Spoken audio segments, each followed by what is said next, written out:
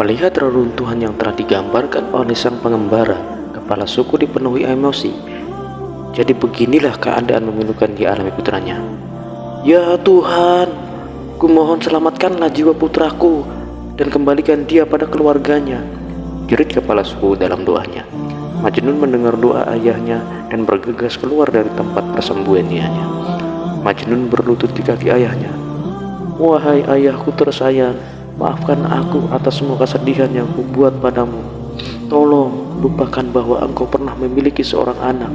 Karena itu akan membantumu mengatasi kepedihanmu. Ini adalah takdirku untuk mencintai dan hidup demi cinta. Ayah dan anak itu saling berpelukan sambil menangis. Ini adalah pertemuan mereka yang terakhir. Sanak keluarga Laila menyalahkan ayah Laila yang dianggap salah membaca dan menangani situasi. Mereka yakin bahwa skandal tersebut mempermalukan seluruh anggota. Karena alasan inilah orang tua Laila mengurung Laila di kamarnya. Beberapa orang teman Laila masih diizinkan datang berkunjung, tetapi Laila tidak ingin ditemani. Dia menarik diri, mengembangkan api cinta yang menyala di hatinya dalam kesunyian yang abadi. Untuk mengekspresikan perasaan terdalamnya, Laila menulis sajak untuk kekasihnya di atas kertas gores berukuran saku. Lalu ketika ia diperbolehkan berada di taman sendirian, ia akan menerbangkan kertas-kertas itu bersama semilir angin. Penduduk desa yang menemukan kertas berisi puisi itu akan menyerahkan kepada Majnun. Dengan cara itulah kedua pecinta tersebut berhubungan. Karena Majnun terkenal di seluruh penjuru, banyak orang mengunjungi Majnun. Mereka hanya tinggal sebentar karena tahu Majnun tidak tahan ditemani lama-lama. Mereka mendengarkan Majnun menyanyikan syair-syair cinta terindah dan dengan mempesona memainkan seruling buluh alang-alang. Sebagian orang merasa iba padanya, sebagian lagi hanya penasaran atas sekolah rindu cintanya. Namun tak seorang pun yang mampu merasakan kasih sayangnya yang mendalam terhadap semua makhluk. Salah seorang pengunjung Majnun adalah seorang kesatria gagah yang bernama Abu Amr. Abu Amr singgah di tempat Majnun dalam perjalanan menuju Mekah. Meskipun dia telah mendengar kisah cinta Majnun di kotanya, Abu Amr ingin mendengarnya langsung dari bibir Majnun sendiri. Kisah drama yang tragis mengiris tersebut telah melemparkannya di kelopak kesedihan dan kepedihan, sehingga ia bersumpah akan melakukan apapun yang mungkin dilakukannya untuk menyatukan kedua kekasih tersebut, sekalipun berarti harus menghancurkan pihak-pihak tertentu yang bertahan. Abu Amr kembali ke kota asalnya lalu dengan geram mengumpulkan pasukannya. Pasukan tentara itu berderap menuju desa Laila dan menyerang tanpa ampun. Timbul perlawanan dari penduduk desa. Banyak orang mati dan terluka. Pasukan Abu Amr sudah hampir memenangkan pertempuran ketika ayah Laila mengirimkan pesan kepada Abu Amr. Jika engkau atau salah satu prajurit menginginkan putriku, aku akan menyerahkan tanpa perlawanan. Bahkan sekalipun engkau akan membunuh putriku, aku tidak akan membantah. Tetapi satu hal yang tidak akan pernah aku terima, jangan memintaku menyerahkan putriku kepada orang gila itu. Di dalam medan pertempuran, Majnun berkeliaran dengan bebas di antara para prajurit dan menghampiri sanak keluarga Laila yang terluka. Dia merawat dan berusaha semampunya mengobati luka mereka. Ketika Abu Amr menuntut penjelasan tentang apa tujuan Majnun yang membantu dan bersekongkol dengan musuh, Majnun menjawab, orang-orang itu berasal dari tanah kekasihku. Bagaimana mungkin mereka menjadi musuhku? Dengan segenap simpatinya terhadap Majnun, Abu Amr sama sekali tidak dapat memahami hal itu. Apa yang dikatakan ayah Laila tentang orang gila tersebut tampak masuk akal sekarang. Oleh karena itu, Abu Amr memerintahkan pasukannya untuk mundur.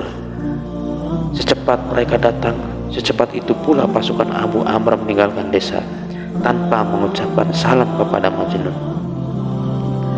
Laila kembali berada di dalam kamar pingitannya yang sepi. Satu-satunya kebahagiaannya adalah berjalan-jalan di sisi taman bunganya. Suatu hari ketika dia sedang berjalan menuju taman bunganya, Ibnu Salam seorang bangsawan yang kaya dan berkuasa, terpana oleh panah sekilas kerlingnya Laila dan langsung jatuh cinta. Tanpa menunda waktu, dia segera mencari ayah Laila. Kelelahan dan putus asa akibat pertempuran yang baru saja berlalu dan meninggalkan banyak yang terluka, ayah Laila menyetujui pernikahan tersebut. Tentu saja Laila menolaknya mati-matian. Dia berkata kepada ayahnya, "Aku akan bahagia bila mati daripada menikah dengan orang itu." Namun isak tangis dan permohonannya tidak digubris. Laila kemudian mendatangi ibunya, tetapi juga tidak berhasil. Pernikahan itu berlangsung cepat. Orang tua Laila merasa lega karena akhirnya semua cobaan berat yang harus mereka alami telah berakhir. Bagaimanapun, Laila menjelaskan kepada suaminya bahwa dia tidak akan pernah mencintainya secuil pun. "Aku tidak akan pernah menjadi istri buatmu," Laila menyatakan perasaannya. "Jadi jangan buang waktumu untukku. Carilah kekasih lain yang lebih pas dan sejiwa denganmu. Aku yakin masih banyak perempuan yang bisa membahagiakanmu." Walaupun kata-kata Laila begitu dingin, Ibnu Salam yakin bahwa setelah hidup bersamanya, lambat laun Laila akan sadar. Ibnu Salam memutuskan untuk tidak mendorong dirinya mengambil hati Laila, melainkan menunggu hingga Laila datang kepadanya. Ketika berita pernikahan Laila sampai di telinga Majnun meraung-raung selama berhari-hari, menyanyikan lagu-lagu keperihan yang begitu menyayat-nyayat sehingga siapapun yang mendengarnya akan menangis. Kepedihannya begitu dalam hingga binatang-binatang yang berkumpul di dekatnya ikut muram. Namun ketidakberdayaannya hanya berlangsung sebentar, karena kemudian kedamaian mendalam yang aneh tampak menguasainya. Seakan-akan tidak ada yang terjadi. Majnun meneruskan kehidupannya di reruntuhan. Meskipun demikian, perasaan kepada Laila tidak berubah, justru bertambah semakin dalam. Dengan penuh ketulusan, Majnun mengirim ucapan selamat atas pernikahan kekasihnya. "Semoga seluruh kebahagiaan di dunia menjadi milikmu. Aku hanya meminta satu hal sebagai orang yang mencintaimu, bahwa engkau akan mengingat namaku meski dikau memilih bersatu dengan orang lain. Jangan pernah melupakan bahwa ada orang yang raganya, bahkan seandainya raga itu hancur berkeping-keping, akan memanggil hanya satu nama, dan nama itu adalah namamu, Laila." Sebagai balasan, Laila mengirimkan anting-antingnya, simbol tradisi tentang kesetiaan sejati. Di dalam surat yang menyertainya, dia menulis, "Aku lupakan semuanya karena semua pikiranku hanya tertuju padamu. Aku telah menyimpan cintaku begitu lama tanpa mampu menceritakannya kepada orang lain. Sementara engkau meneriakkan cintamu ke seluruh penjuru dunia. Aku terbakar di dalam, sedangkan engkau membakar sekelilingmu. Sekarang aku harus tahan menghabiskan seluruh hidupku dengan seorang lelaki, padahal seluruh jiwaku adalah milik lelaki lain. Katakan padaku, siapa di antara kita yang lebih dibuat gila oleh cinta, engkau atau aku?" Tahun demi tahun berlalu, orang tua Majnun telah tiada. Sedangkan Majnun terus hidup di atas puing-puing reruntuhan, merasakan kesepian yang lebih sunyi dan yang lebih senyap dari sebelumnya. Di siang hari dia akan berkelana di gurun bersama hewan-hewan kerabat setianya. Ketika jembar malam tiba, ia akan memainkan serulingnya dan menyanyikan sajak-sajak perindunya pada hewan-hewan liar yang sekarang menjadi pendengar satu-satunya. Dia sering menulis sajak untuk Laila di atas desiran pasir dengan batang ranting kurus. Setelah sedemikian lama terbiasa dengan cara hidup yang aneh seperti itu, Majnun mencapai kedamaian dan keseimbangan jiwa yang tidak satupun dapat memberantakannya. Sementara di seberang kehidupan sana, Laila tetap setia kepada cintanya. Ibnu Salam tidak pernah berhasil mendekati Laila. Meskipun ia hidup bersama Laila, ia jauh darinya. Perhiasan dan hadiah mahal tidak mampu membeli kesetiaan Laila, dan Ibnu Salam akhirnya menyerah, tidak lagi mencoba memenangkan hati Laila. Baginya hidup menjadi pahit dan tidak berguna, dan dia tidak menemukan ketentraman dan perlindungan di rumah. Laila dan dirinya adalah orang asing. Ia bahkan tidak dapat berbagi berita di luaran bersama Laila. Tak sepatah kata pun pernah terucap dari bibir Laila kecuali bila ditanya, dan jawabannya patah-patah singkat.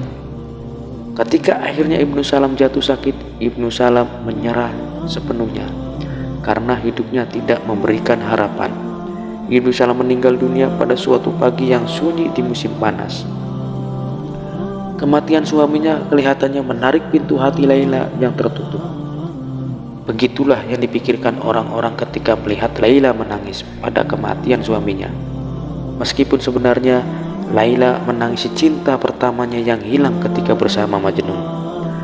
Selama bertahun-tahun ia berjuang sekeras-kerasnya, serapat-rapatnya, menyembunyikan perasaannya dan berusaha tampil tenang. Dia tidak pernah menangis. Sekarang ia meraung panjang dan melolong menangisi perpisahannya dengan Majnun.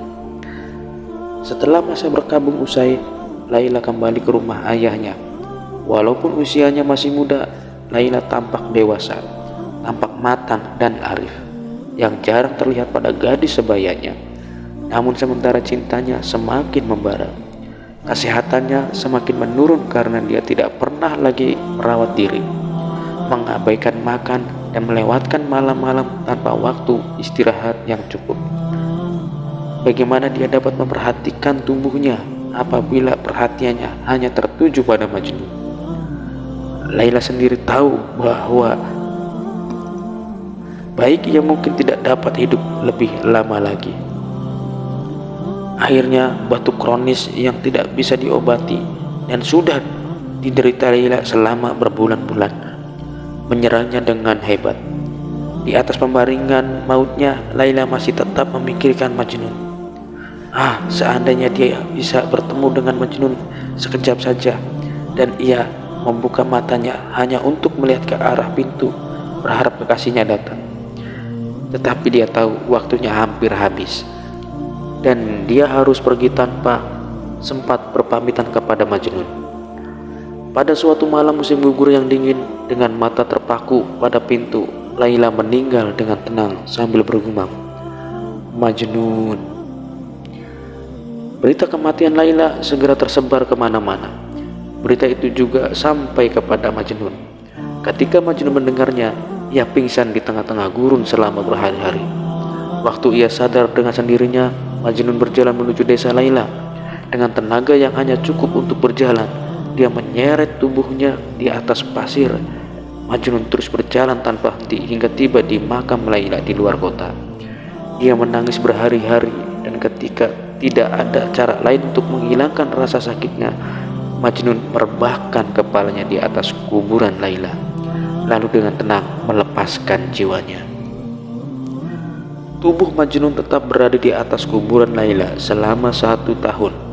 Pada hari peringatan kematian Laila, teman-teman dan sanak keluarga Laila datang menyambangi kuburan tersebut, dan mereka menemukan tubuh terbaring di atas makam.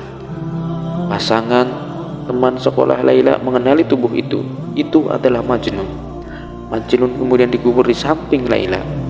Kedua kekasih itu yang telah menyatu dalam keabadian akhirnya juga bersatu.